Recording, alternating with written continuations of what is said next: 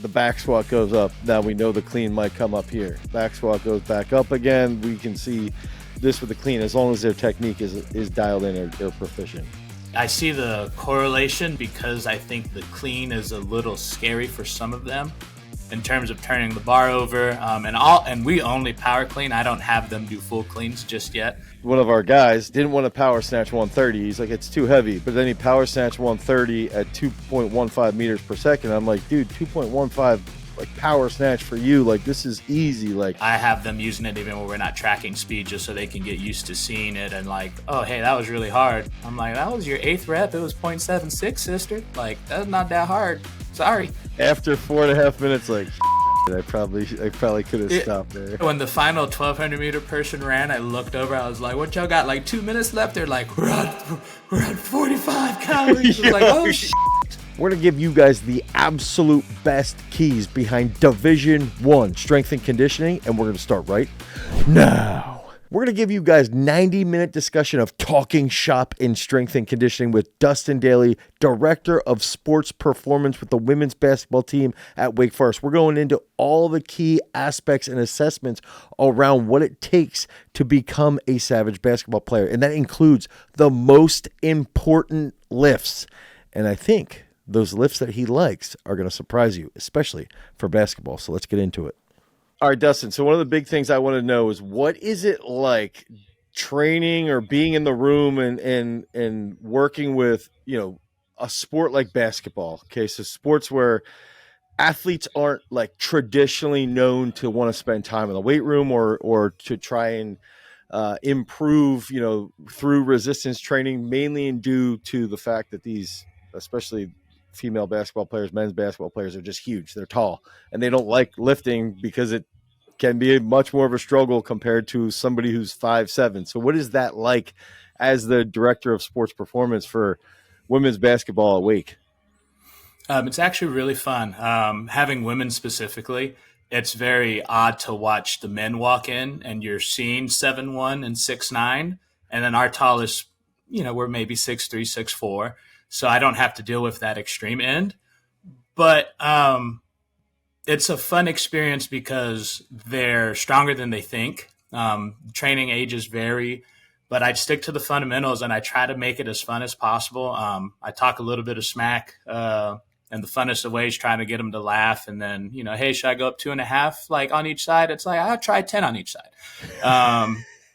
And we jump into that early where they might they might fail 1 instead of taking it for 10. They took it for 8 and they got scared. But I try to kind of throw them in the deep end in terms of experiencing we call it like the dark, like you're afraid of the dark a little bit, like explore, take a step in, see how it feels. We'll work on some of the technical stuff, but like there's got to be a want to when it comes to heavier weights and executing some of the higher complexity movements. But I've been lucky. We've recruited some great kids who kind of take a few months to get used to me and how I like to joke and talk a little bit of smack. But we've had some great success training.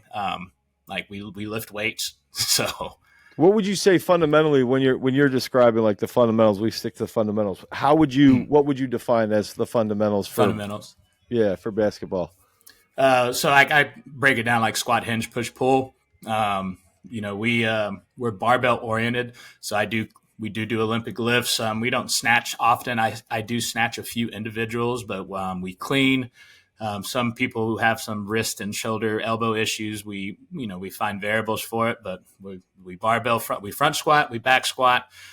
We got some single leg rollers in. We rear foot elevated now as one of our primary movements. We touch the barbell a lot. So that's why I say rooted in fundamentals of like that squat, hinge, push, pull. We try to get good at the fundamentals so we can do fun stuff later.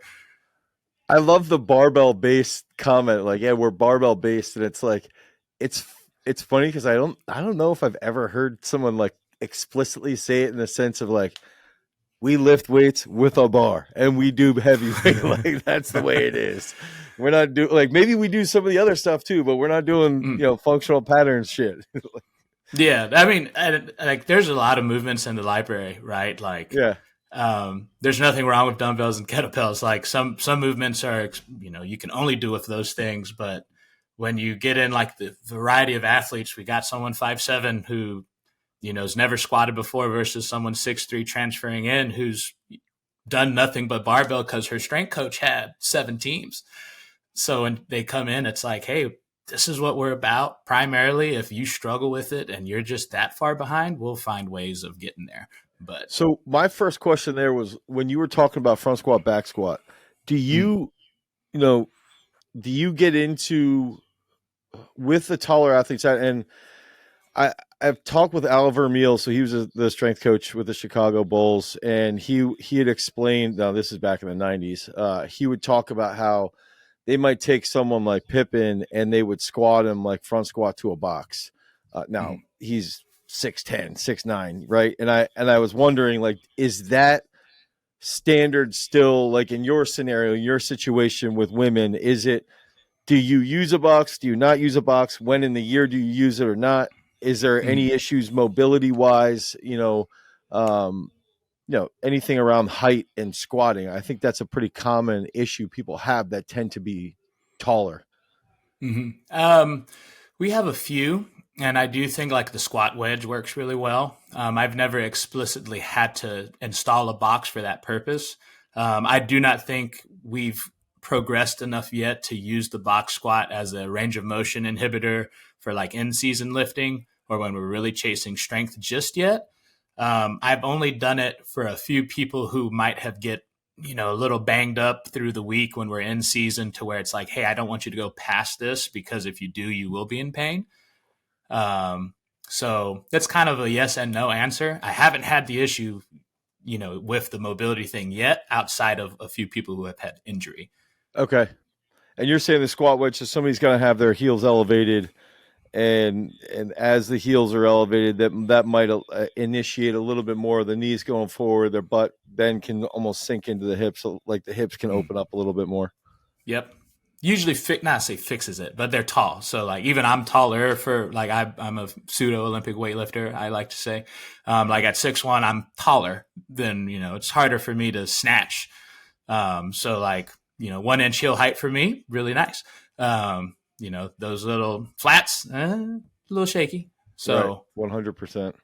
And our tallest player, we do have an Australian coming in who's like 6'7", so she'll be my first real tall player that I'll have to deal with. I think our tallest has been 6'3" recently. So, okay, so when you're talking about like the fundamentals there too, is like what are you looking at, lift wise, as far as with the female athletes being taller, longer, what are like the fundamentals that you're looking at and you're saying like these are the lifts that will make you the best physical specimen to then use the skill that they have in the weight room? Like what lifts do you see correlate with that? Biggest ones I do think is the squat. Squat carries over into sprinting, jumping performance. I personally do enjoy the push press as well, just overhead stability. And then, like we clean, I still think the clean is one of those monsters. And then this year, RFEs, and I've been a big hamstring person. And those would be the big ones. There's a lot of smaller ones that I would throw in that are important, that build up over time. But those, chin-ups, and chin-ups. So if I had to do a big 5, I'd say chin-ups, push press, clean and squat, and our single leg work. Okay, when you guys are cleaning, are you going from hangs? Are you going from the floor? Are you going from a box? What is that? Is it just classic power clean? How do you set that up? So we're mixed. I do the kind of traditional top-down approach. So this year we have 8 new on the roster. So I've been a little bit more power position oriented. We're starting to break into our little pods of like, hey, returners, y'all can probably start advancing to low hangs and from the blocks. Taller athletes, I usually don't go from the floor. We'll do box, maybe two or three DC blocks. But when we get into the mix of season, I do let them pick what their favorite position is. So like if our point really enjoys power position, like she can power position knowing that weight might not be as high. Unless I'm installing like an inhibitor for everybody. Like we'll do high blocks near the end of the season just so there is no eccentric at all. Right. Okay. So you're basically saying that if you see someone with too much of an eccentric and you're going into the tournament or something, you don't want them feeling fatigued, so at least sore. Or like you don't want them noticeably sore. You want them heading into the comp like they feel fresh. On paper, the really 4 weeks leading into the ACC tournament, we would be from the blocks solely, just so they can drop it on the block, set up, reset, and rip it. Ideally, we don't always get there, but some people don't get to the point of having the block. Some of our freshmen won't, but that's okay. But they're having that trouble. They're not lifting enough weight anyway. So it's funny because it's like it's probably true. So we just lift a little bit more. You guys are all really skilled basketball players. That's why you're here. Now we just need to make you more physically prepared than everybody else on the court, and you'll be fine. What are you doing in season wise? So I feel like for me personally, like coaching, dealing with a sport like wrestling, which is essentially the polar opposite of basketball. Similar maybe as far as endurance is concerned, even though it's a shorter match period. It's like they need endurance, right? But they do have a pretty regular competitive period. I wanted to ask you, in season, how do you set up like the beginning part of the year when they first enter versus maybe the grind part of the season versus them trying to peak? How do you work through that? What are your expectations of frequency in the gym and things along those lines? So a lot of it's dictated on practice and game schedule. Our non-conference is not as exact. So there may be times where we have 3 games in 10 days versus our conference schedules. We play Thursday, we play Sunday. And I like to use the game day plus minus system, really dominated by our Catapult metrics and game scheduling, obviously. So, as I've progressed through the years, I've done less and less in season. So we might lift 3 times. I'd love 4, where we come in and do 2 movements and that's it pre-practice. And then I try and manipulate the volume as much as I can near the end. The taper's odd because we're still playing competitively and we're still practicing rather the same. So that like I'll taper and then practice won't change. So it kind of, I feel like it's inhibited in a way. So this year I am going to pitch like tapering for our practice schedule as well, saying, hey, we're about to play 3 or 4 games in 3 or 4 days for the conference tournament. So let's overall taper. And I think it'd be a little bit more effective. But it's really just volume manipulation, and I combine exercises. So like barbell row turns into a dumbbell row, turns into a chest-supported dumbbell row, turns into a chest-supported alternating or single-arm dumbbell row. That way we just start kind of hitting a few different things, and the volume drops significantly through the season. Okay. So essentially they could lift anywhere from 2 to 3 days a week, 2 big lifts for the most part. Maybe 1 big lift and then some accessories, and then we're good. Correct. Yep. How can you clarify the game day plus minus system from how you're setting that up, just in case somebody's not familiar? Yeah. So we stole it from soccer, football for everyone else who's internationals.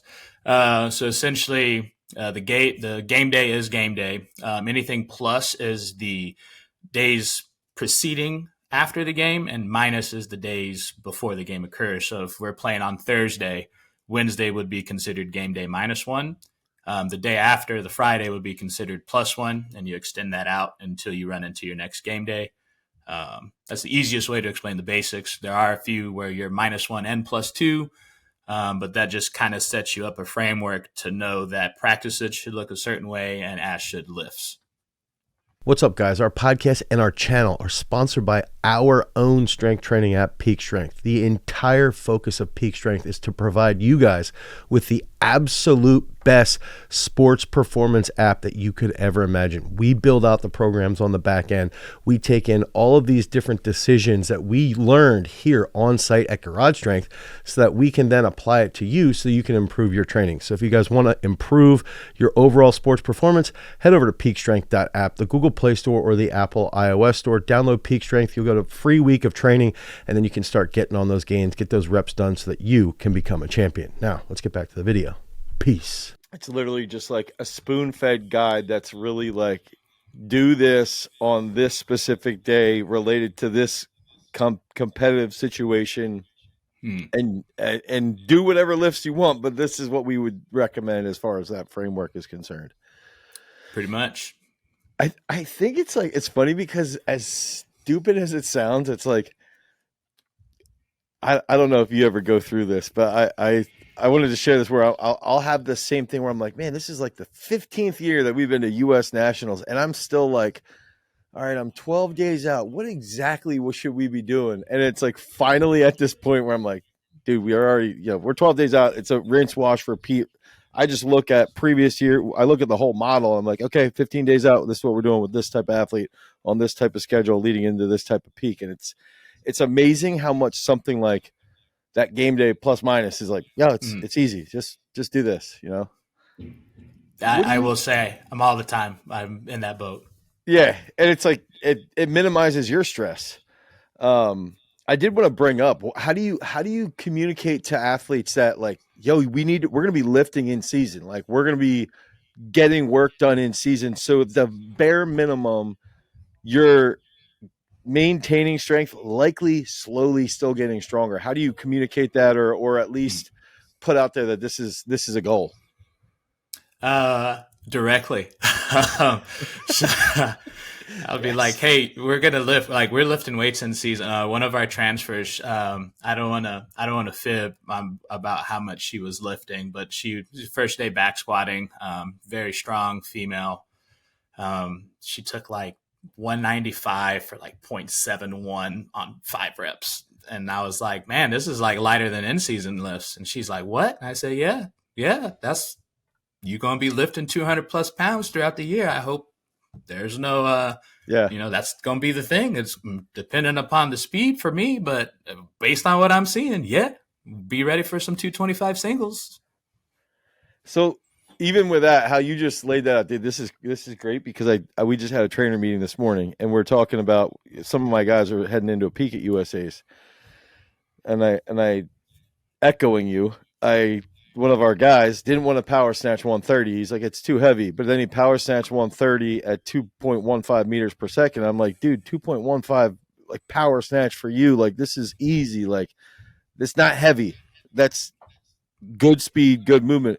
Are you using in that light, things like you mentioned Catapult, and now Mhm. with the VBT, is that like one of the big guides, obviously along with the weight that's actually on the bar, but do Mhm. you see um those types of tools, VBT, Catapult, is there anything else that you're using system wise that's helping you make these calls, make these decisions? Oh, we use Vault force plates as well. So like tech wise, catapults are, that's not GPS, we're indoor, but like that's our sport tracking. Force plate is what we do a lot of our assessments on. Routinely, we do have a Nord board and a force frame that Olympic Sports has that we kind of intake test on. Other than that, we use OVR currently as our velocity trainer. Um, and I will use the force plate in season more than anything, to kind of dictate, maybe not even dictate, but kind of expect like, hey, that weight might not be there at this speed today, but we'll see what it actually looks like in session. But I find the VBT to be very useful off season as well. I have them using it even when we're not tracking speed, just so they can get used to seeing it and like, oh, hey, that was really hard. I'm like, that was your eighth rep. It was 0.76, sister. Like, that's not that hard. Sorry.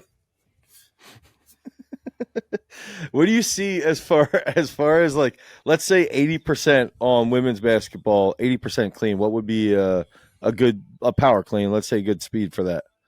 So that's the one thing I don't use VBT on, just because Okay. the drop. I'm a little. They're not very Fair. they're Yeah, not yeah, very yeah. drop oriented. Okay, So that's fair. So maybe if you were going off of I'm almost thinking like a rack clean. We used to have guys go rack out of the rack, but it would be light enough so when we would lower, and that's often, this actually leads into travel. We would do this more so with our guys when we'd be traveling. That's another thing I had for you is like, are you taking, like when you're traveling with the team mm, in season, are you taking, I mean, the catapult, I'm assuming, is with you. is Hmm. everything else with like how do you train in season if you're moving around and you're not at home really like gym access? So we've been lucky. We do have our California swing coming up. So when we play Cal and Stanford, we'll spend 6, 7 days in California. So that would be the only time that I actually have to find a place to train. I know we hosted the Stanford women in our weight room. So we're kind of hoping, the team, I feel bad for them. They got to make that trip every other week onto the East Coast. But Yeah, which is wild. we didn't really take much. This year, the force plates, we have our own now. They're travel, so I might travel with them if I can't get a test once a week. And we're lucky enough, like, again, blessed to be Wake Forest. We charter, so like we get back that night when we play away. So Okay. we're back that night, and we're able to train the next day. The nice thing about the game day plus minus is if something happens with travel and that day shifts over, we just train a different way based on what the day kind of allows us to. Um, so yeah, I don't travel with much. Like we don't train like in the hotels. We are able to set our schedule really well to where we train in house, and then if we know something's going to happen, we might try to change, but we haven't had that much. Right. Okay. So if you're looking at, you mentioned in the beginning with the fundamentals and just going through like the barbell work and the fundamentals as far as in the weight room, are in conjunction with that, I guess I would say is like, what would be any types of lifts that you would test regularly versus like the force plate work? Like, are you looking at are you looking at broad? Are you looking at, time on the ground into a depth drop or something like that, or from a depth drop? Is there any, like the key lifts that you would say, hey, women, we're going to be testing 13 weeks from now, let's push X, Y, Z. And then we're also going to be testing, I don't know if like, is there a standard where you're running like a 20 or something like that as far as women's basketball is concerned? Not yet. We have a few test metrics. I'm trying to build out a little level system and trying to keep it as basic as I can. So, like our aerobic quote unquote scores max aerobic speed. So we'll run a 1200 meter. We'll assess that a handful of times throughout the year. Our power metric is going to be relative peak power off of the force plate. We do the force plate doesn't measure height very well. So we don't have a jump mat or something of that nature where we can really test these jumps for height, I should say. So that's something that is a caveat for me to add over hopefully next year. And then it's not truly reactive. The RSI off of the CMJ, I would rather do kind of a drop jump for a true reactive score. And again, this is new because now we have our own force plate. We've been sharing, so we've kind of had to keep it as basic as possible. So that will be something to add that I will assess in season as a drop jump. Our anaerobic is a little fatigue index built on a 30-second assault bike, and our relative peak force off of an isometric mid thigh pull. Everything in the weight room, really, I keep it really with the squat. I'll push cleans and I don't say test. They get a little anxious when I say test. I guess that's that college life for you. I haven't taken a test in a minute. But like, hey, I'll tell them like, hey, we're going to push cleans today. Like, we're going to go as heavy as you feel comfortable where technique goes. We're going to go as heavy as we can. Squats would be the one thing that I'm like, hey, put more weight. Keep adding plates on the end. No, don't grab the 2.5s. Grab at least the 10s. Please put the tens on each side. Give me like, let's say your strongest versus average, like what would be, a top clean versus like a sort of standard clean, and then back squat, top back squat versus a standard back squat. I don't know. I know you mentioned you don't do vertical jump. If there's any numbers related to that, I also was interested in how you score the aerobic score with the 1200 and the how you score the 30-second on the assault bike, like what the metric is on that, if you don't mind. Got it. I'll go reverse order. So the assault bike was really just a 30-second max output, And then on the monitor, I recorded their calories, their peak wattage, and average wattage. Use the peak and average to create the fatigue index. And I keep the calories in track just so I know when we retest if we're covering more, if we're getting more calories, that's also good in 30 seconds, but also paying more attention to the peak and average wattage for that fatigue index. Okay, that's great. The 1,200-meter run, I mean, it's kind of, for me, I say old school because it's like I've been doing it for so long. I know I'm only 32. It's 1,200 divided by the time that they gets the max aerobic speed score. I actually just had a conversation with someone on staff about, like, do you convert it to VO2? And I was like, I know you can, but, like, I'm not using their VO2 to program anything. It's also based on the time. So if their time decreases, meaning they got faster, their VO2 went up. Go up. Yeah. So that's how we get them. So like 1,200 divided by whatever their time was gives me the score. I shouldn't say score. I should just say speed. But yeah. And always, lifting is relative based on how big people are. We do have a 138-pound guard who is from the hang, from power position. She's cleaning 135. She's push pressing 140. She's barbell rear foot elevating 125, front squatting 165, and her best back squat is 230. So that would probably be, pound for pound, our strongest person on the team by a lot. And then we do have some, again, kind of taller, but they're slimmer. So I'd say average clean would probably be 105 to 115 range. Most of them just, we're not there technically yet, in my opinion. The 135 at body weight, clean and body weight, she going to be able to clean probably 180 before the season gets going. When you're looking at stuff like that, do you see as much of a correlation with something like, I mean, I'm assuming there is a little bit here, but the back squat goes up. Now we know the clean might come up here. Back squat goes back up again. We can see this with the clean, as long as their technique is dialed in or proficient. Yeah, I see the correlation. The only thing is, because I think the clean is a little scary for some of them in terms of turning the bar over. And we only power clean. I don't have them do full cleans just yet. Right. I live and die by the, when it's heavy enough, you'll clean. Yeah. So I do think there's a little bit of that kind of gap where you have the throwers and you have football players who are ready to send it. It's just getting them comfortable enough with those heavier cleans, because it's like, oh, it feels slow. Like, yeah, heavier weight moves a little slower. It's gonna be all right though. But like the point guard, and for example, who's she's power positioning 135 at 138. Like, when we progress to the floor and stuff, she's gonna be able to, like, she's catching those and little sub parallel. Like, she'll be ready to clean. Yeah. I'd be interested. You mentioned with the rear foot stuff, with the single leg squat, rear foot elevated, and I know you had mentioned with the RSI off of a counter movement, let's say.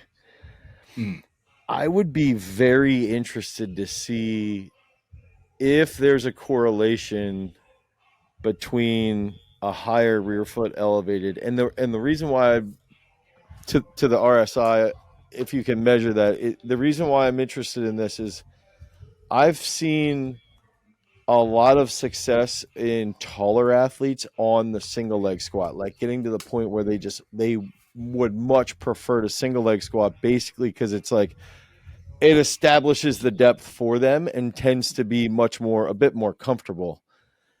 So I'm almost asking you that maybe that could, like, it'd be just interesting to see over time if that is something that upholds.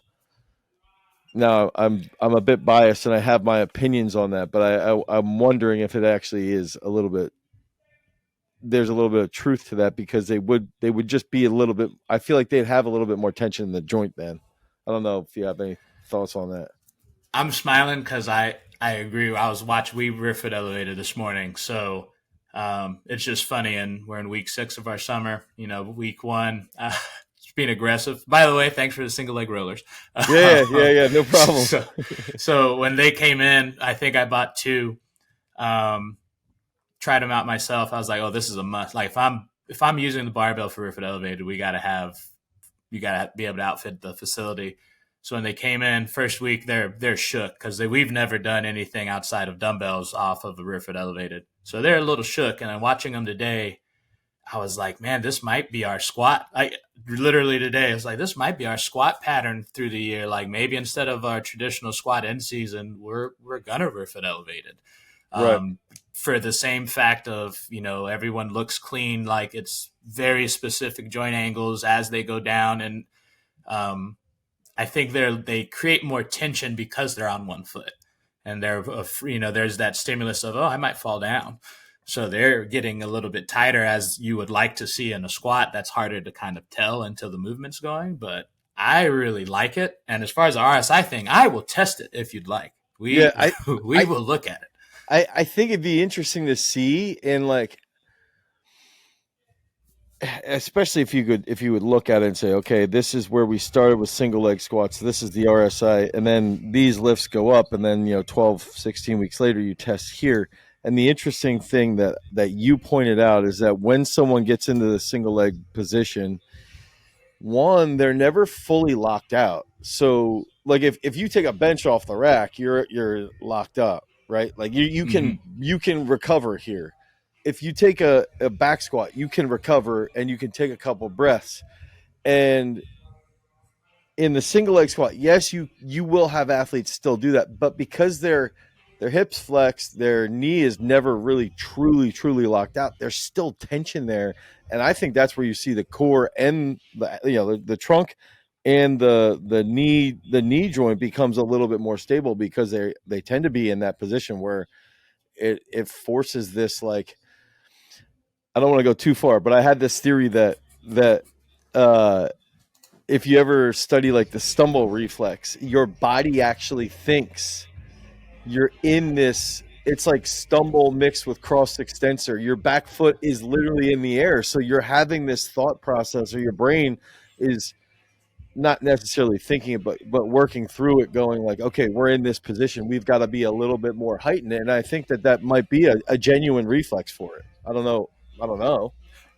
It makes sense to me. I think it's the same thought process, or like arriving to those falling starts where like you start to initiate the fall. So like a more natural reflex is going to occur.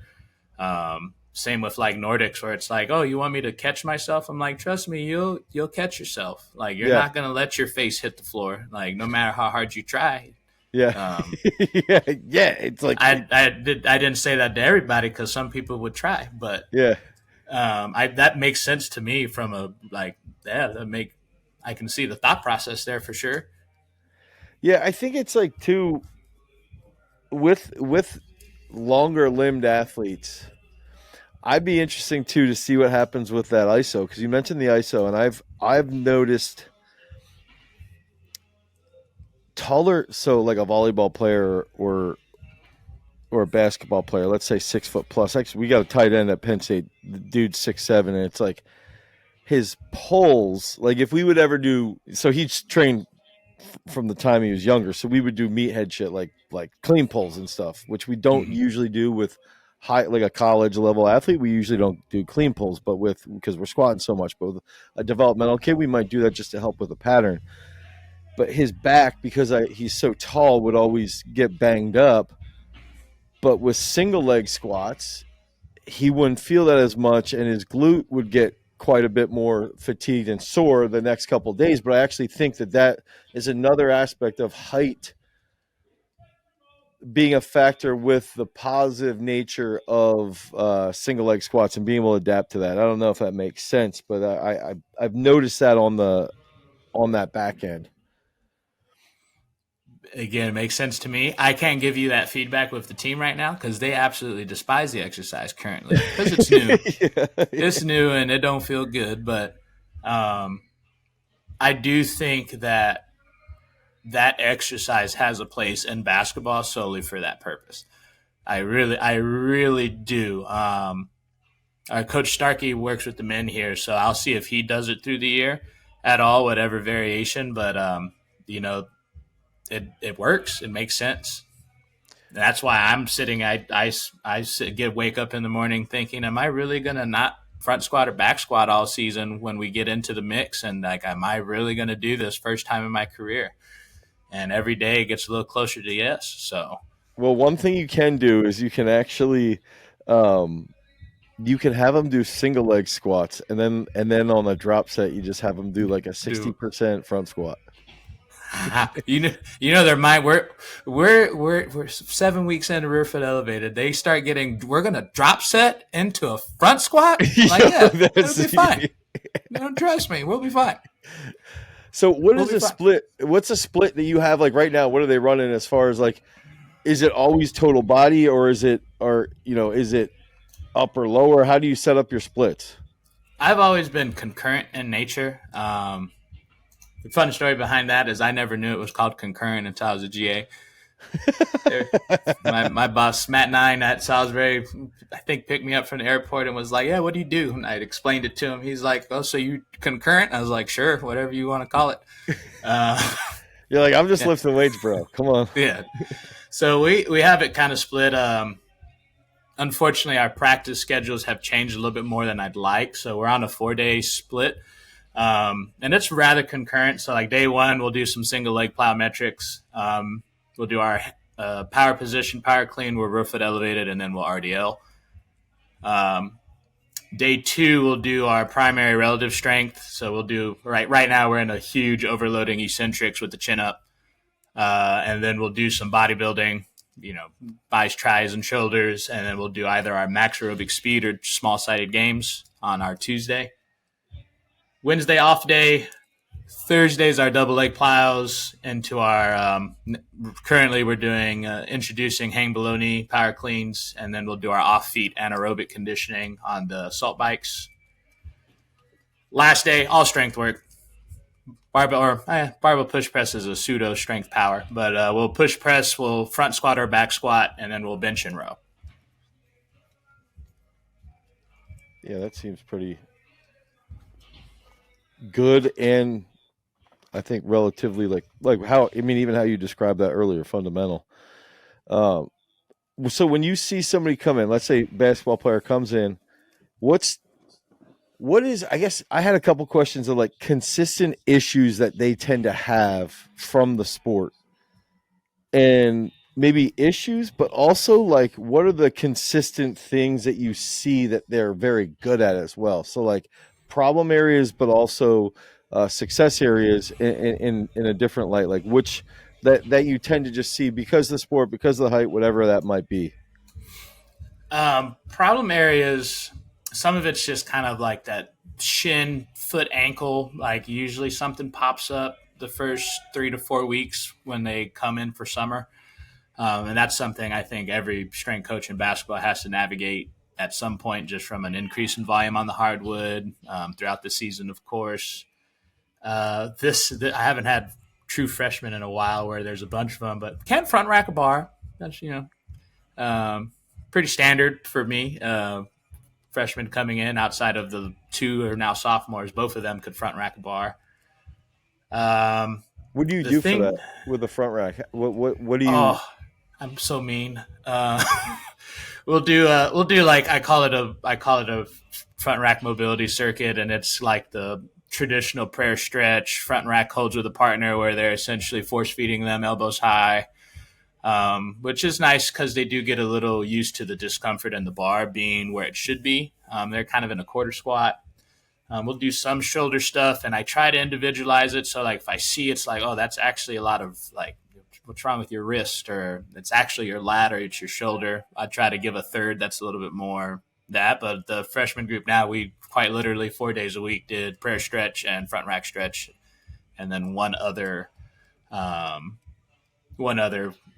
personalized where there was a shoulder or wrist. And I want to say week 4, they're front racking the bar. That's good. Yeah, that's great.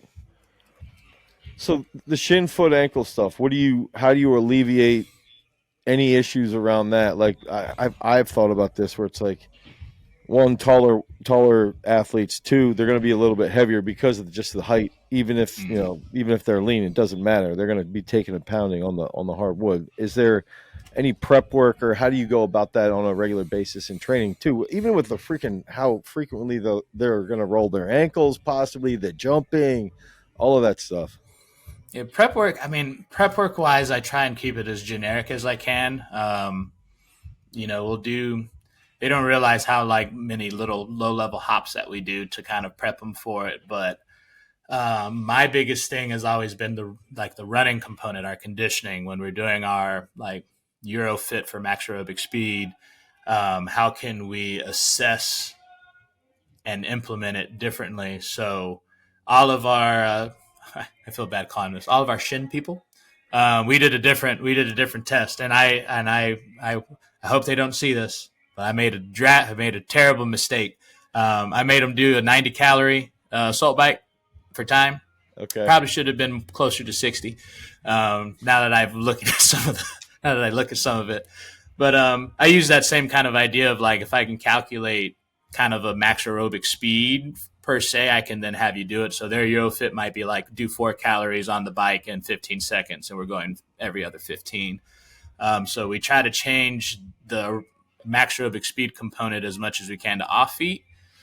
The hardest part for me has been like, and still practice. They're still going to be practicing for anywhere from 30 minutes to an hour and a half, pending the week. So there's not much realistically I can do outside of my biggest volume, which would be the on feet running. And I do pull them from plows. Like if it's lit up and I can even see it a little come up on force plate where they're favoring the side or favoring away from the side that's not feeling well. It's like, hey, single leg plows, like if you can get through half of the volume, like feel free. If not, don't do any of it, and then just do it on the other side. Also, our double leg plows, I have them land on, I guess they're called sand dunes. Yeah. Never heard of them. Found them in our closet one day, said, hey, I can use these. So like I'll have them, instead of doing legitimate plows, like they're doing a single hurdle jump, landing on the sand dune just to try and alleviate that contact as much as I can. Okay. That's solid actually. And that's good. There's actually too, I was wondering, there's like the cheerleader mats, the gymnastics mats that I've always felt like they're a little thicker, and you feel a little bit springier when you're jumping on it. And that's like one of the downsides I think of it is like it can be a fake feedback to the brain, but with the shin issue, I think it can be beneficial for alleviating that stress off of that. You're saying so you're going, let's say basically if somebody's going 90 calories on the assault bike, probably between, high shape would be 5 minutes, maybe bad shape 7 minutes to get that done, something like that. I don't know off the top of my head really. And then that's how you're setting up their endurance to sort of take them off their feet while still getting cardio work done. Mm-hmm. Okay. It was an experiment for me this year, just because I wanted it to be exact. I didn't want to be like, hey, you're gonna go hard for a minute and then moderate for a minute and interval it. I wanted it to be as close to what like Eurofit is for us. I was like, it makes sense to me. I'll just do a 90 calorie on the assault bike and then use that to prescribe. The 90 calorie was rough. You're right. It was about 7 minutes. Definitely should be 60 next year. Same with the 1200. Why do 1600 when I get the info in 12? So if they see this video, I'll apologize. But yeah, I'm looking at my like worksheet right here. Like for some of them, I can't input decimal points into our assault bikes, but yeah, we're looking at 3.7, 3.8, and 3.9 calories is what they should be completing in 15 seconds. Okay. And then if I look at like our runners, we got 80 meters, 90 meters, 74, 77, 75. So try to be as exact as I can. I see. And the thing is, I think the assault bike test I think that's freaking awesome because it's easy. It's like, and most people can do that test even when they're at home. They don't even have to be at school. It's like, let's do this. 60 calories, whatever, 60 calories. If you could get that in probably 3 to 3.5 minutes. You should be in really, really good shape. I'm assuming. Mm-hmm. I'm assuming so. Should be. And I do think retesting that in season is not as taxing. Yeah. So that's another component of like, hey, if we get into that, Christmas break area, can I assess our fitness and compare it to where we were before? Now, in theory, we're 3 months into season, so we should be more fit, but do we have a few individuals who on one of our +1 days could stand for some more aerobic work instead of because they're not playing as much or etc. Right. But like, running a 1200 in the middle of the season, like that's going to cost a little more than I'd want to pay. Yeah. They could be So, beat up and just freaking absolutely thrashed by that for 2 days. Yep. So that's kind of where the bike idea came from. And I botched it with 90. I'll fix it next year. So, But you think it botched it that bad, or is it just like it was just hard? I just think it was a little too much. Like it was the same with like I joked about it, like why run a 12 or why run a 1600 when I can get the info I need in 12. Like it's kind of like I don't think we needed to do 90. Like were they doing the tests and you're like sitting there like almost cringing like after 4.5 minutes, like shit, I probably could have stopped there. So yeah, when the final 1200 meter person ran, I looked over. I was like, "What y'all got? Like 2 minutes left?" They're like, "We're at 45 calories." I was like, "Oh shit, my bad." Keep going. Come on, more weight on the bar, more calories on the bike. Come on. Yeah, that's when you try to like hide the fact that you're like deep down inside, you're like, oopsie, I probably should not have done this, but whatever. I'm like, yeah, I might have miscalculated. Then I went back and looked, and I was like, yeah, it should have been 60. Yeah, probably should have been 60. What? So even how you just mentioned that within season, like, what is it tendency that you see drop off in season wise? Is it like endurance is maintaining? Like, if they're not hitting the weights, like, what is it that would consistently be the first thing to go?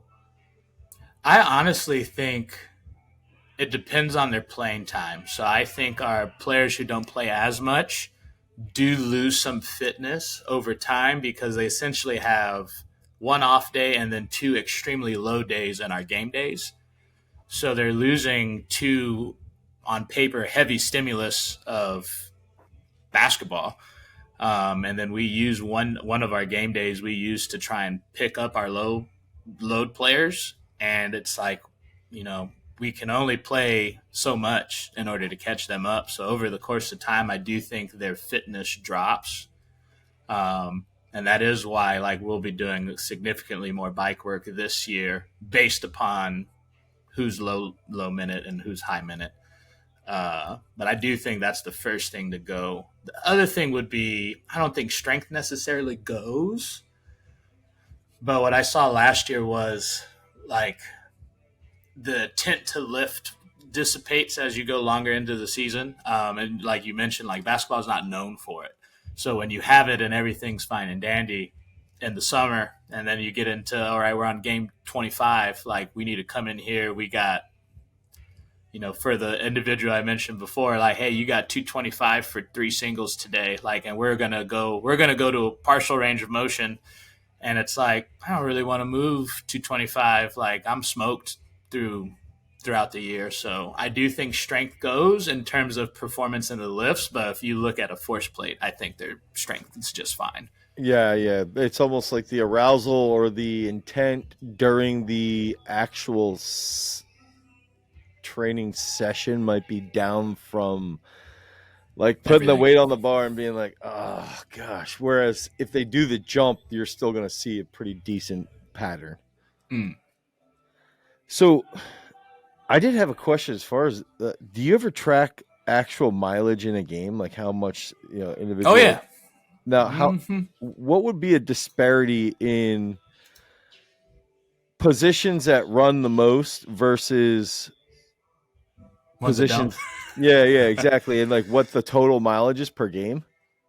So we run, and I say this with our coach, we run a motion system. So we have a lot of movement. So when there's some disparity, like, our guards run a little bit more than our wings, and our wings run a little bit more than our post.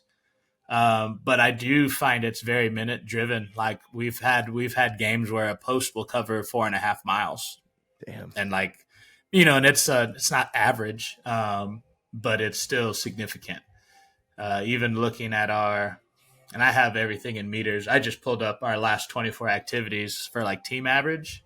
Like in our off-season workouts, team average, we're covering 6,500 meters on average. If I wanted to pull up a good old-fashioned game,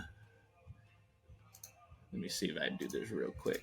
I just pull up one of our last games.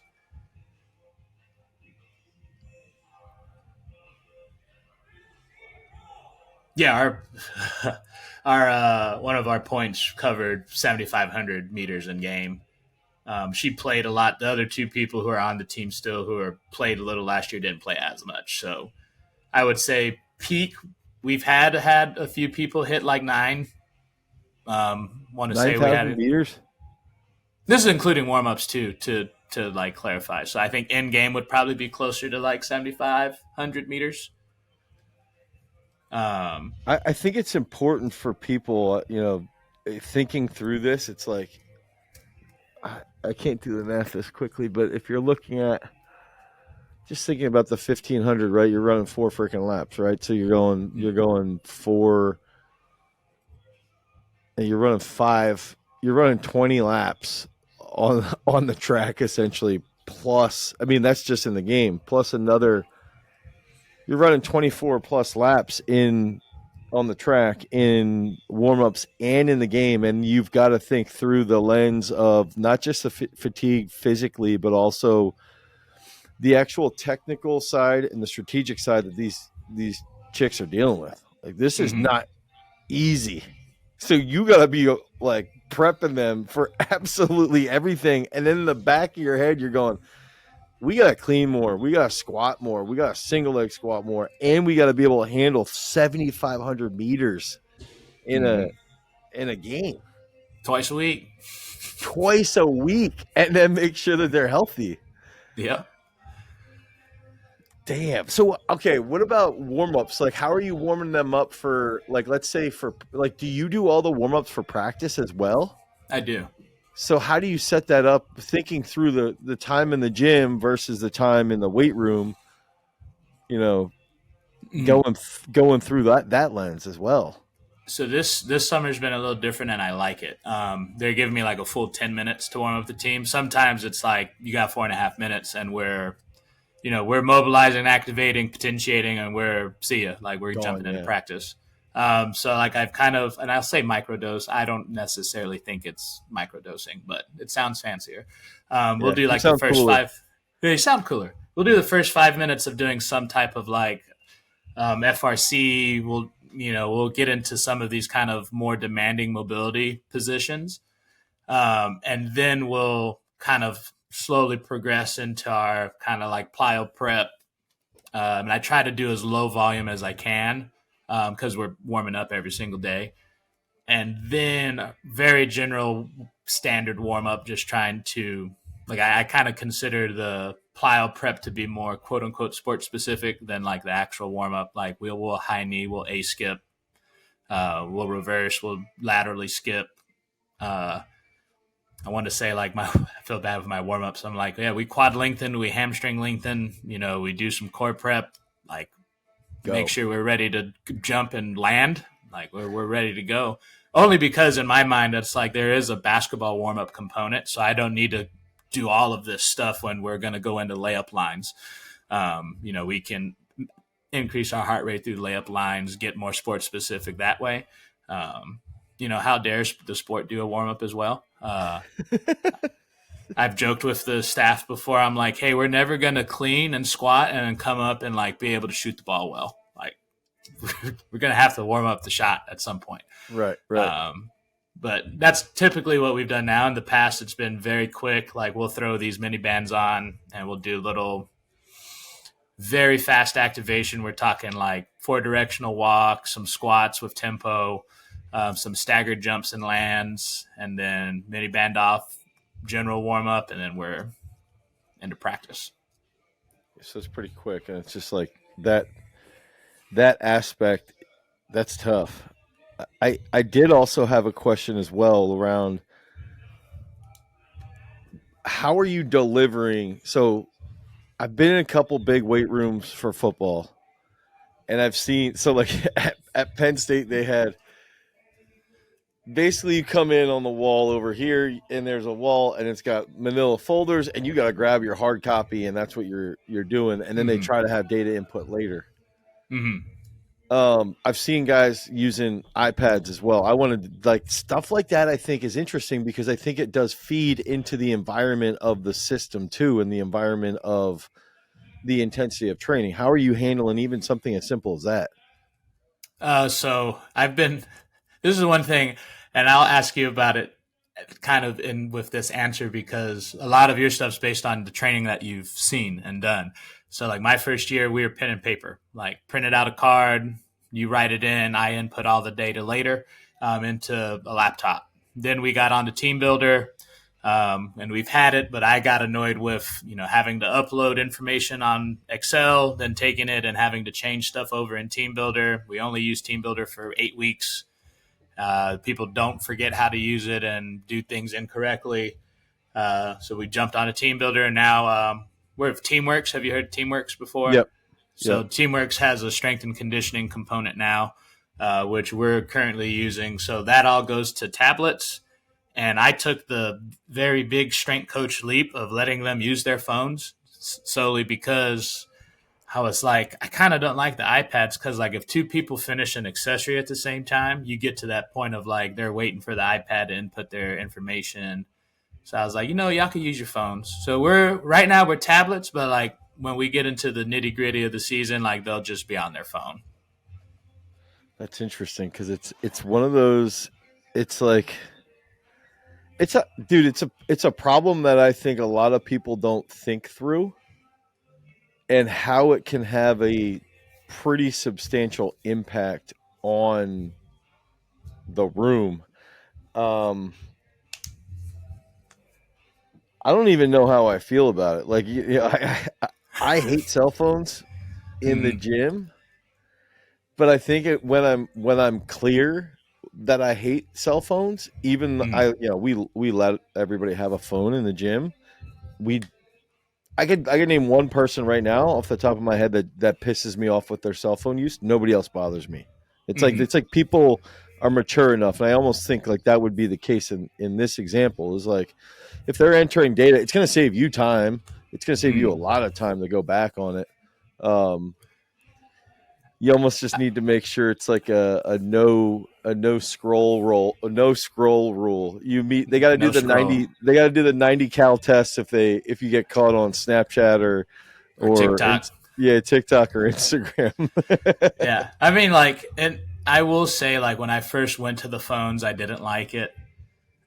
Just because, like, when they're on their phone, I don't know what you're looking at. And you could be inputting, you could be doing what you're supposed to, but you're not. Or you are. I do think you hit the nail with the hammer with the maturity, just because, if they understand what the purpose of it is, um, Think you don't about that. have There we go. you don't have many issues with it. However, I will say, like I have seen some very fun moments in the room when like training's coming to an end and someone's done, and then they'll be on their phone and then they'll start some TikTok dance. Yeah, that's And fair. and they all start, and I'm like, oh, that's really fun. Like, I would prefer if she can finish her curls in peace, but like also they're curling at this point. Like it's okay. Don't do it tomorrow. You That get your is one a month. Yeah, absolutely. So, dude, the football guys will do stuff like that, where maybe not the TikTok dance, but like making memes out of someone while they're finishing. Ah! This group of guys might be done, and then this group is like finishing up, and it's like that does build. And I think it's hard for me to relate to because when I came through college, like we didn't have anything like that. It was just Excel spreadsheets. It was even sometimes just like a chart from a Microsoft Word document that you just wrote in, and then you Mhm. handed it in, and it lived in that Manila folder, right? And that's like I I I think it's a probably a balance of like, yo, if I catch you clowning around on your phone, I will get pissed. And they probably Mm. understand. And they also, I think it's an aspect of respect for you as a coach is like, if they see the respect there, if they have respect towards you, they know what your goal is and they want to Mm. win too. So it's like, they should recognize that, I'm assuming. Yeah, I joke with a few of our. We have one person who's been like with me for all 3 seasons since I arrived here at Wake Forest, and like, hey, how many times have I yelled at y'all? She's like, she'll be like, you yelled at us last year, and this is what you said, and I was like, I didn't even yell though. That was just like me correcting y'all because you were doing something you weren't. It wasn't yelling. She's like, well, felt like you were yelling, and I was like, see, that's good. It felt like I was yelling because all I said was like, hey, pay attention, and that was it. Yeah. And I think that's good. That itself is a lesson around using the tech. It's like, Mm-hmm. and it goes back to respecting the system as well. I wanted to ask you what in your rise, right, as a strength coach. So this is specifically geared towards being a strength coach, like, and being a football player, a former football player, and going through the crazy, map that you created to get to the point of being at Wake.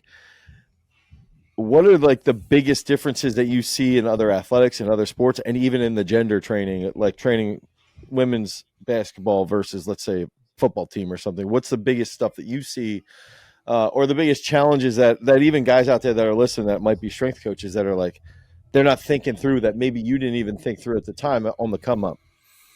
Um, it sounds so cliche when I say like fundamentals.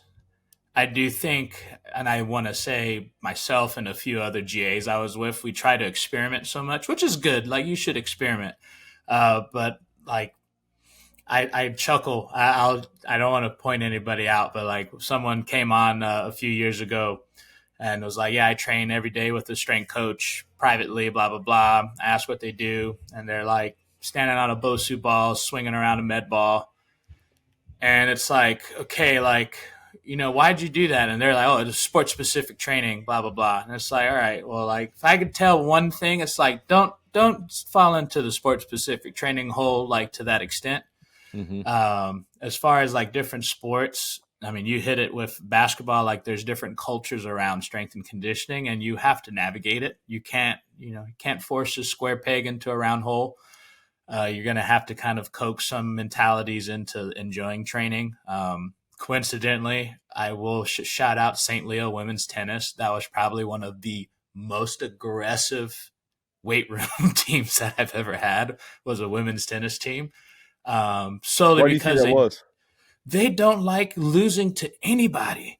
They would, and like we lifted men and women together a few times, and like they'd look at what the men were doing, and they'd be like, "Hey, what's he goblet squatting? The 60s? I'm gonna go grab 70s." Like I didn't say anything; she just went and grabbed 70s, and she started goblet squatting 70s, and that the all 8 of them were the same exact mindset.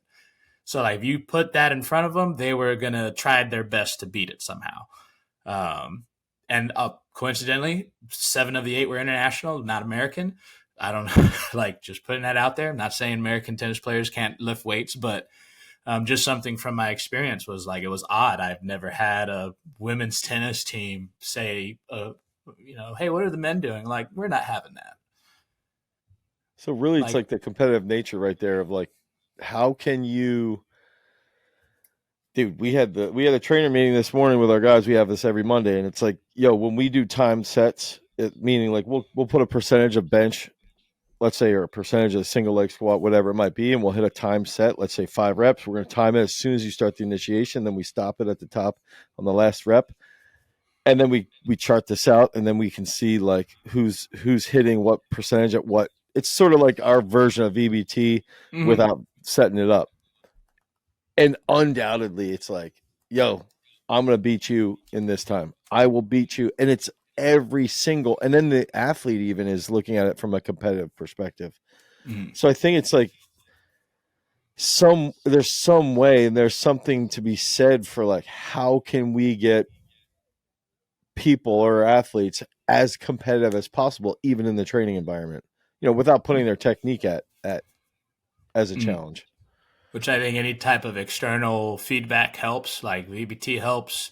Seeing what the time set is helps. Seeing, in some cases where it's available, like seeing someone do a weight that you're competitive with. How dare athletes be competitive? Yeah, exactly. So I wanted to go through too with your rise up though. You were, COVID hits. You're in a D1 sports club, or what are those? Is that what they're called? Yeah, D1 training. Okay. Yeah. Walk us from there to where you are right now. Yeah, so D1 training, left St. Louis to go D1 training, height of COVID. I think I was there for like 8 or 9 months, just getting crushed. We're coaching 12 hours a day, 5 to 5, pretty much. And one of my mentors was at Georgetown. He was hired as the men's soccer strength coach, and I interned with him at American.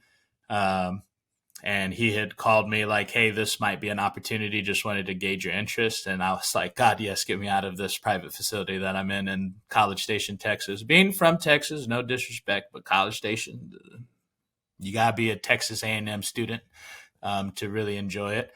Ended up getting a job, Georgetown, so went back to D.C., football and men's lacrosse. And then after one season, I got a kind of a random phone call about Wake Forest. Again, the staff here came from American, of which I interned years ago. They didn't really know me well, but they knew my mentor because he was at American.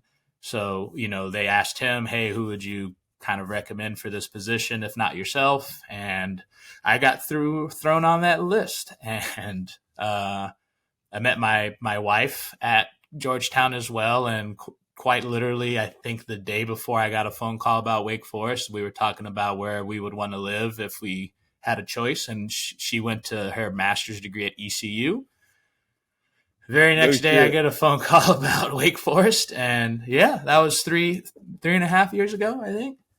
Dude, that's pretty sweet. So it's like, it's setting that up too, where I even think this is the hard part right now for as an outsider, right? As somebody on the outside, out of the entire system of the NCAA, is like, you got to deal with you went from, I mean, right there, just from COVID, you're in Texas, you're in Georgetown, now you're at North Carolina. Now I know that was 4 years ago. It's an impressive thing, but I feel like that's also something that is discounted, is like the potential for the amount of moves and instability that somebody might have in that specific career path.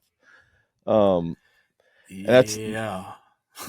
So that's like one thing I have written down here. One, it's almost as though the highest stress portion of the job is like, you don't really know like what could in theory happen over the coming years with where you're moving. But then also, do you feel with women's basketball, is this a higher pressure, higher stress job as far as like instability is potentially concerned if you're not winning? Yeah, I would just say that honestly. Like, I don't think that's necessarily a thing, but you can't always, that's other people's decisions, if that makes sense. Yeah, that's so fair. it's higher stress that way. And my wife's a strength coach also, so she always gets on me like, hey, like, you're part of the staff, like, this stuff is important. And it has always been hard for me because I'm like, I'm a strength coach, like, I can only do so much.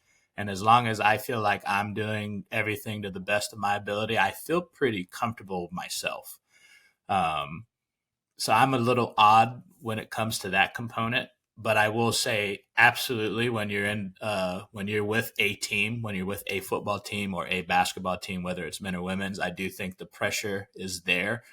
When you're at a St. Leo and in Florida, they don't really care. You got 10 teams. They're getting one heck of a deal with one strength coach for 10 teams. So you're chilling because you're at work 10 hours a day.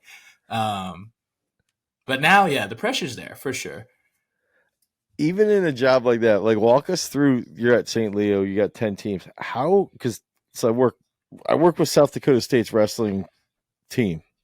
I write their program, and then it's implemented by a coach who's working with 6 other teams.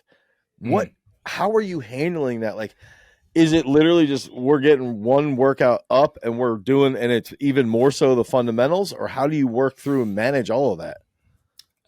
So my boss there is named Joe Nudo. He's the guy for me. So we split the teams kind of via sport. So like I had men and women's soccer.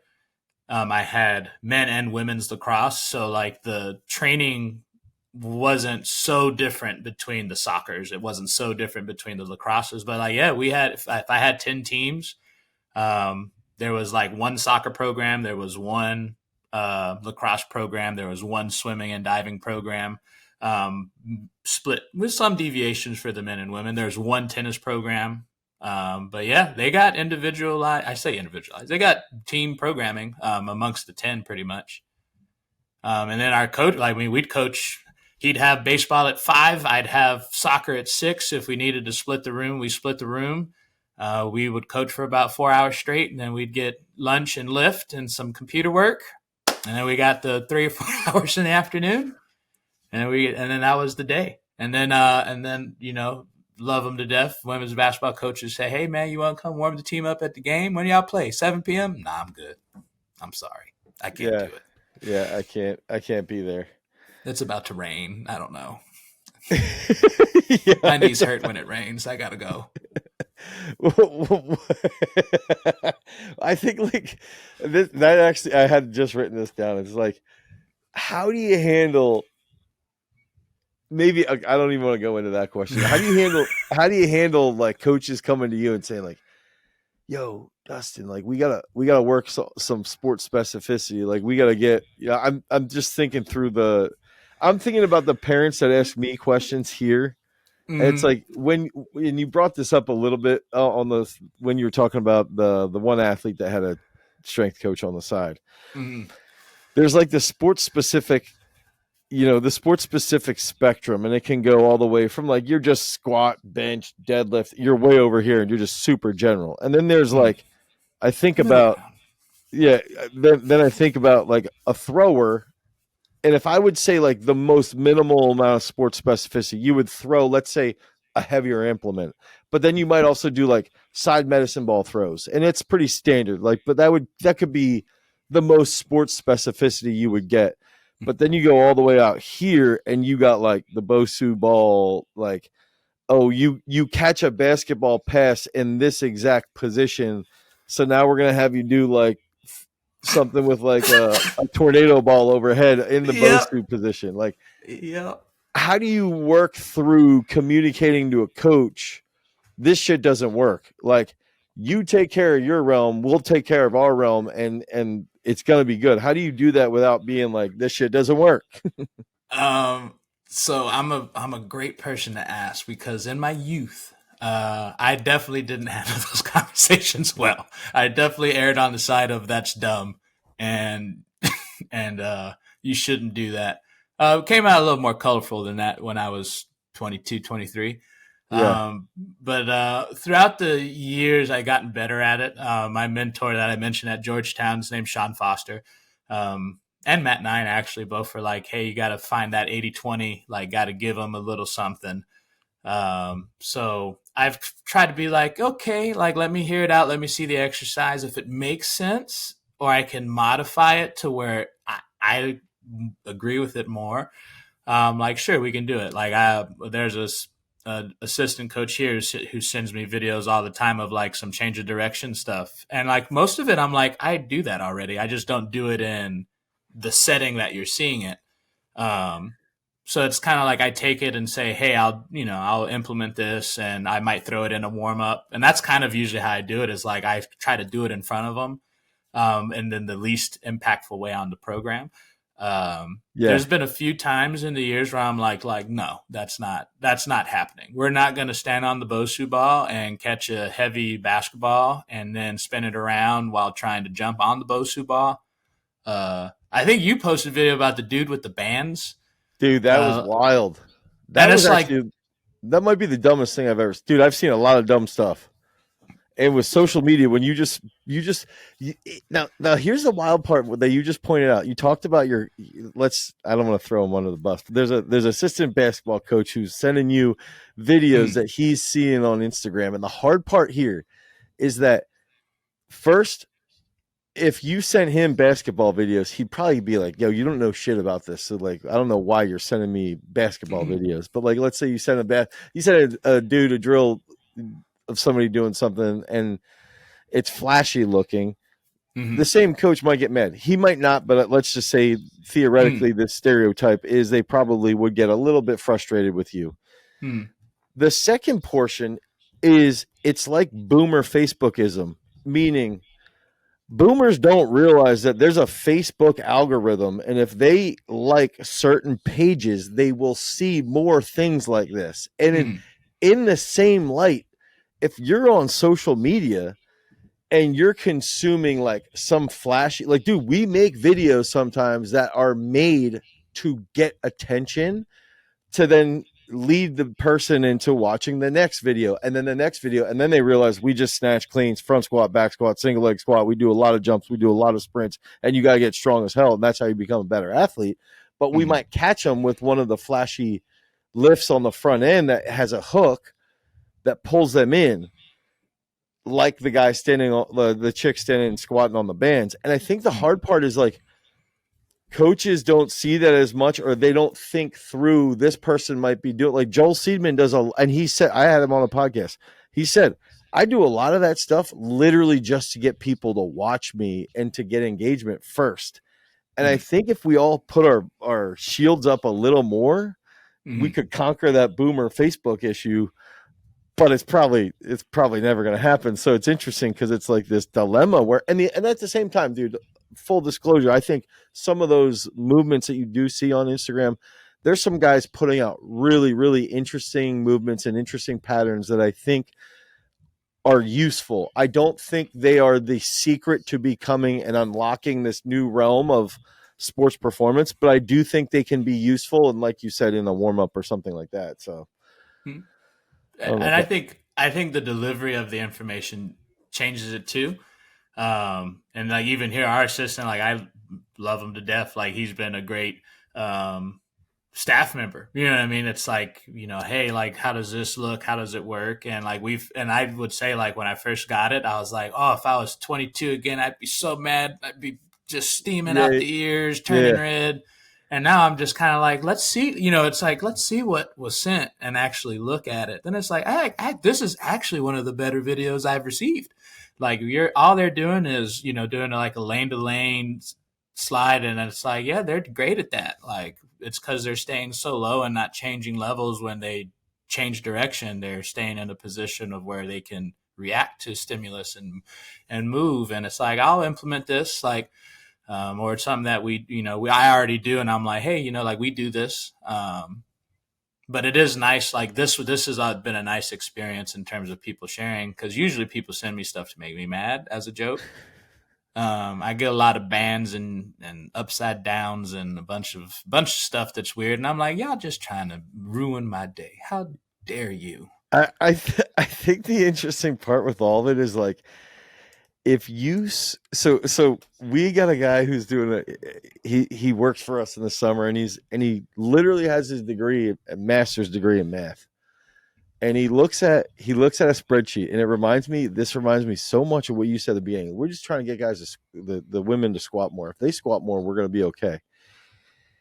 I sent him 2-3 years of data from South Dakota State of squat, vertical jump, 5K run, 1 mile time, 30-minute assault bike, 5-minute assault bike, 7-minute assault bike, clean, power snatch, front squat, single leg squat, bench, pull-ups, pull-up rep out, and pull-up weighted.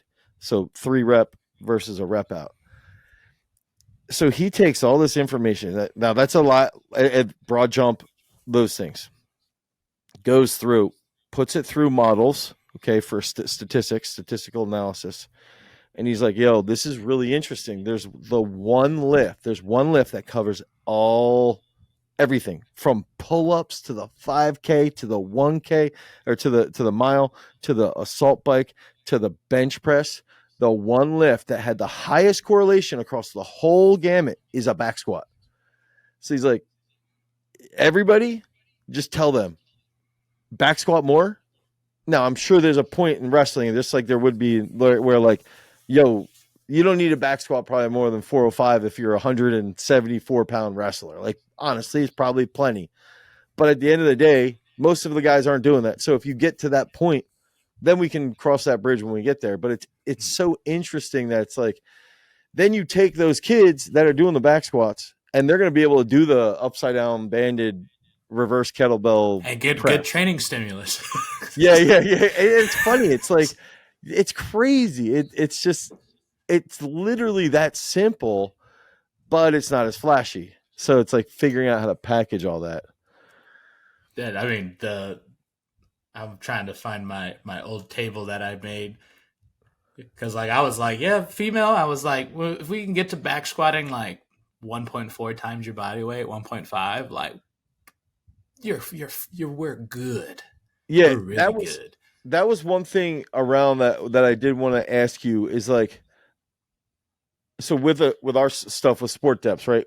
We'll look at these lifts, key lifts, key movements across each sport depth, 1, 2, 3, 4, 5, and then we look at it and say, okay, let's say clean, broad jump, back squat, front squat, bench press, whatever, and then we try to establish general pound for pound numbers that each level or each sport depth will then work towards to become elite, and your women would be like a level 3 part of sport depth 4. And it's interesting because it's like, in most cases, if you have a woman, let's say they're 150 pounds, 150 pounds, and they're back squatting, you're looking at that and they're back squatting, 250 to like, let's say 250, and they're 6'2", 6'3", like, they're probably in a pretty good freaking spot to help improve as a basketball player, to help improve the other areas. And most collegiate basketball players probably aren't squatting that much. Yeah. And so it's like, it's interesting to think through it. And it actually goes back to the framework of the game day plus minus system. It's like, if you can establish like, this is the framework, and then these are the numbers that we got to build towards, and then you can communicate that as directly as possible. It makes it a lot easier to implement it. Yeah. And I mean, that's what I find with the stuff y'all put out of like, how many reps should you be trying to attain of like within certain percentages. And like when I get into in season, my mind goes to that kind of naturally of like, you want the, just enough dosage, but it's like over time, like, during the later half of the season, that volume drops significantly. Yeah. To where like truly we're talking, 5 warm-up sets to do 3 squats at 85%. You know what I mean? Like we're only attaining, 8 to 10 reps of like that squat parameter for 4 weeks, at a time. And that's why I like the fundamentals. And I'm like, if we just squat, like we need to squat all year round. Like we need to keep it as high dosage as we possibly can to kind of cover that 4 to 8 week span of where we're only going to get like 10 to 12 squats in that are over 60%. Well, and then you have an athlete who they have this bank of squats. They're going to maintain their strength at a higher degree.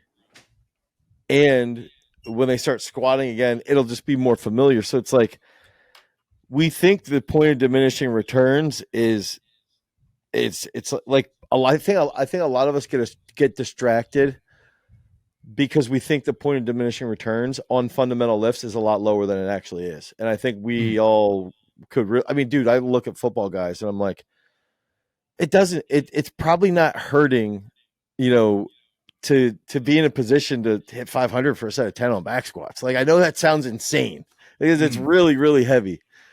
But like, there's a lot of football guys that can do that have the freak capacity to do that. And if they can do that without being banged up, like, screw it. Like, it probably isn't really hindering their development. Now, that might be a crazy scenario. I'm actually thinking about one of our running back guys, but he's still running a 4.37, and he's back squatting 500 for 10.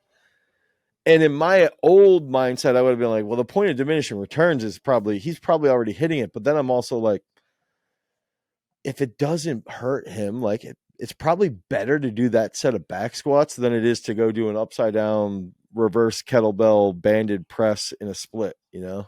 Neck extension. Neck extension. Yo, exactly. Yo. I don't know if that makes sense. I know I went off a little bit there. No, I mean, like to me, it does make, because it's even with the women, like I joked about the one who's like, yeah, you're going to take like 220, like probably in season.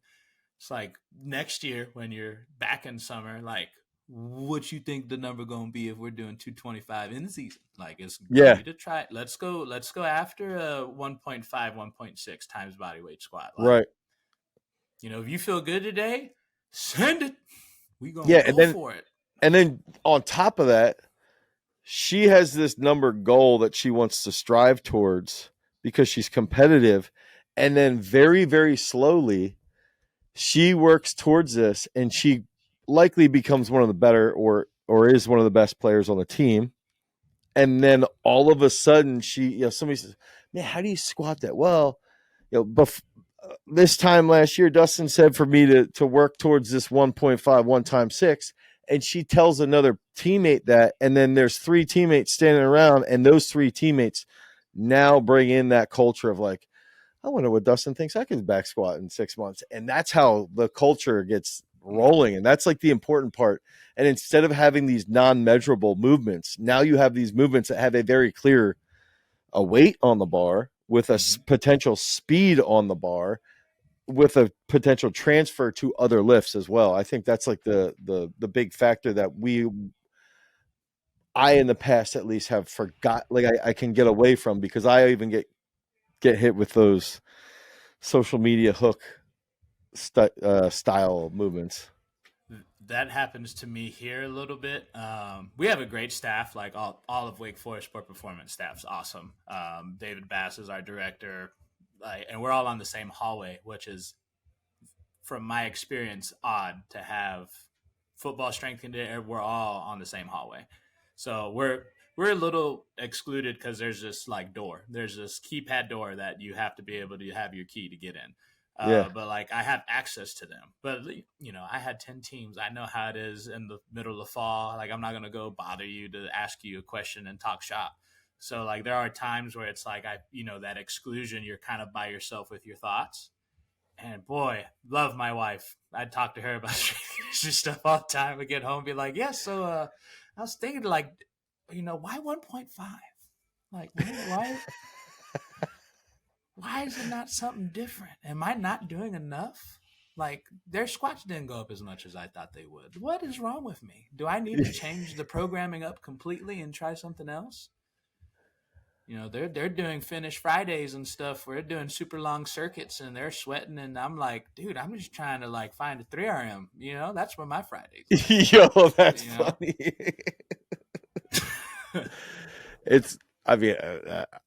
I can relate to that conversation so much. My wife works in the company, and it's like, and she'll even say like, you're not even talking about the stuff that makes us money. You're talking about like front squats. Like, well, that's all I give a shit about, dude. I don't know what you want me to talk about. That's why like my wife keeps me grounded. And like I said, she's a strength coach. So I think she's smarter than me. I'm just like, I sometimes I go to her like, so what would you do? She's like, what you're doing. I'm like, no, don't. Yeah, don't play the game. Yeah. Don't husband me. Tell me what you really think. That's funny.